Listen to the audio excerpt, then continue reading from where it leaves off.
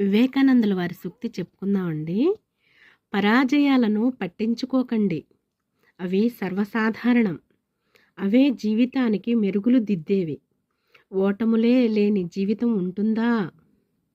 చాలా చక్కగా వివరించారు కదా వివేకానందుల వారు. స్పష్టంగా తెలియజేశారు కదా. పరాజయాలు పట్టించుకోకండి.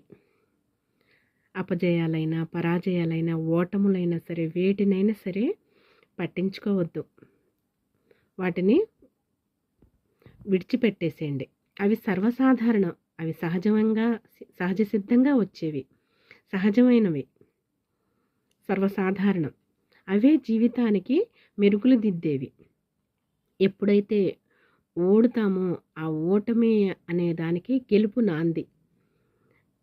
దానికోసం, గెలుపు కోసం మనం ఎంతో తాపత్రయపడతాం, తపన పడతాం. కాబట్టి